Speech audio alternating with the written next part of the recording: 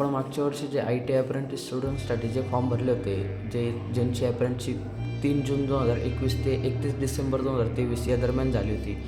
आत्ता जर जे अप्रेंटिसचे विद्यार्थी ज्यांचे आत्ताही पासआउट झालेले 2023 नंतरसुद्धा त्यांनासुद्धा फॉर्म भरता येणार आहेत. तर याच्यामध्ये जो फायदा आहे तो 42,000 रुपये एका वर्षासाठी मिळतात आणि हे सरकारला पुन्हा द्यायचे नसतात. हे तुमचा फायदा असतो याच्यामध्ये.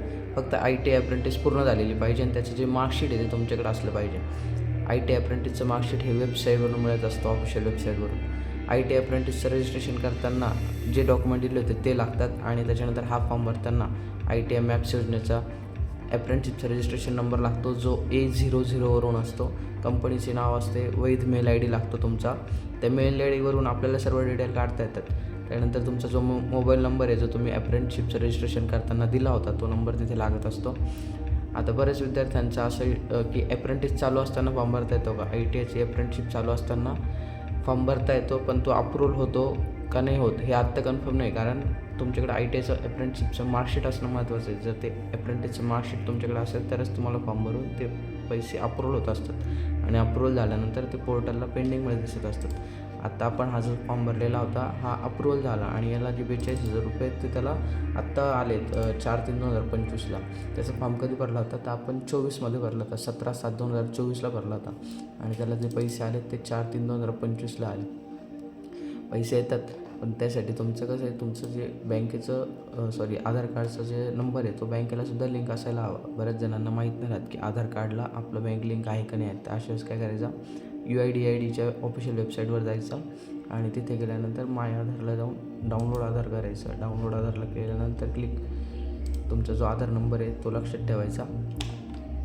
आधार नंबर लिहून घ्यायचा एका पेजवर किंवा लक्षात ठेवा, प्रत्येकाचा पाठच असेल.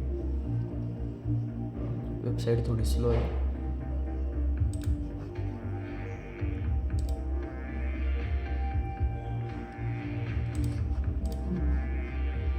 तिथे गेल्यानंतर डॅशबोर्डला जायचं. डॅशबोर्डला गेल्यानंतर लॉग इनवर क्लिक करायचं. लॉग इनला गेल्यानंतर तुमचा इथे आधार नंबर टाकायचा.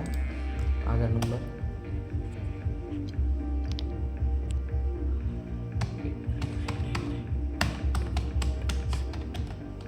त्यानंतर कॅप्चा फिल करायचा.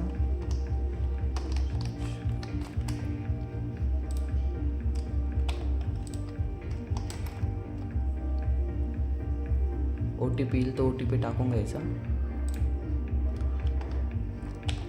बऱ्याचदा व्हिडिओ बनवताना तर असं वाटतं जसं आपण एखादी रेसिपी बनवतोय. शेंगदाणे टाकून घ्या, फ्राय करून घ्या. OTP आला आणि अजून आला 199575 199575.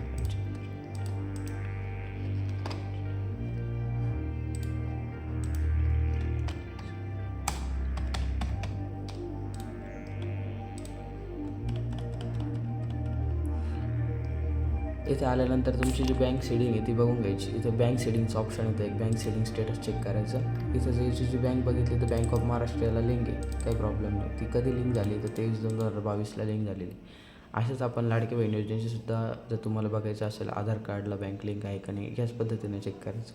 हे लिंक असणं खूप महत्त्वाचं आहे. हे जर लिंक नसेल तर तुम्हाला तुमच्या अकाउंटवर पैसेच येत नाही. तर त्यामुळे हे महत्त्वाचं आहे की तुमच्या आधार कार्डला बँक लिंक आहे की नाही.